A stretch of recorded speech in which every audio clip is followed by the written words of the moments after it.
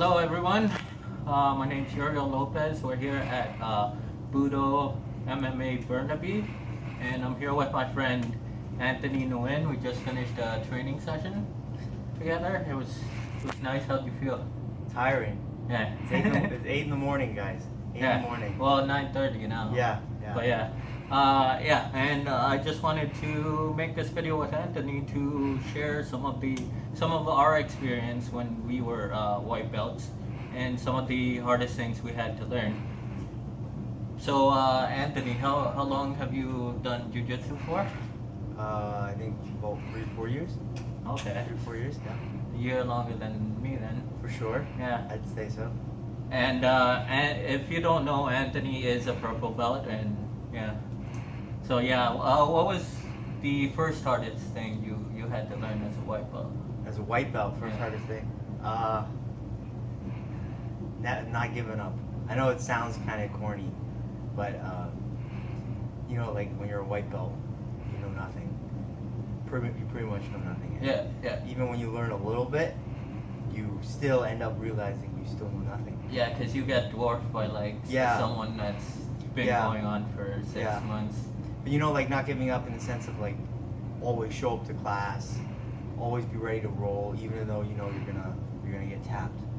So when I say not giving up, I mean in all spectrums, not just quitting, but I'm talking about getting back up every time and trying again, even though you're gonna lose.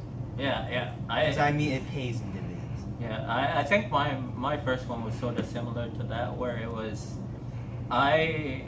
when I first started, I was focusing a lot on the amount of times I was getting submitted, rather than the process that got me to that point. And what I mean by that is finding out one single move where I can isolate it and say, that's where I made my mistake, and that's where I gave my opponent the upper hand. Because I was my ego got in the way, and I was focusing on this guy tapped me out again, same move, and I was getting frustrated because it was the same thing. But a lot of times I know what you're talking about. I always use that to motivate myself. The guys that were better than me, they're my training partners. I would use that as I'm gonna chase them. Yeah. In a healthy way, of course. No animosity. I'm talking chase them. It's you got a goal. You want to beat your friend in a nice way, of course. It's sometimes it's healthy to have a little bit of competition, I feel. It definitely is, especially but in a respectful partners, manner, of course. Of course, yeah. So what was the second thing? Well, the second thing I think relates to the first. I think they're related, but learning to handle failure. Especially for you competitors out there, handling failure.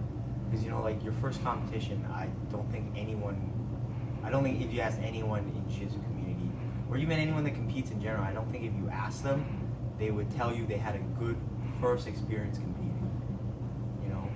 I'm sure everyone's had the butterflies in your stomach. I'm sure you've had a lot of doubt in your head, and I'm sure it probably didn't go your way.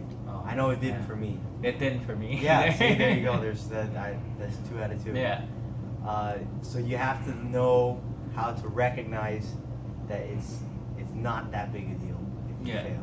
And because if anything, you just, like I said, you just got to get back up and do it again.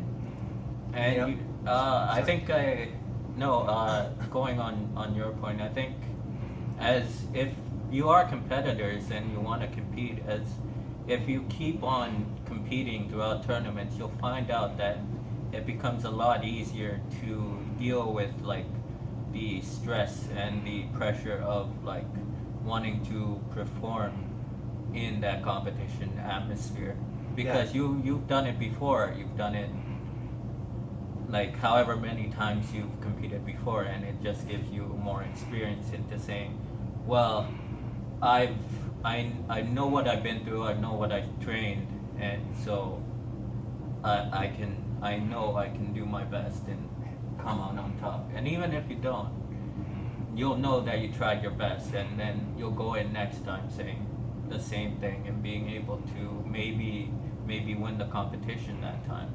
You know, when I talk about learning how to do it's not just competition. I don't want people to get the wrong idea, but you know, just even with stuff like injuries, I can speak.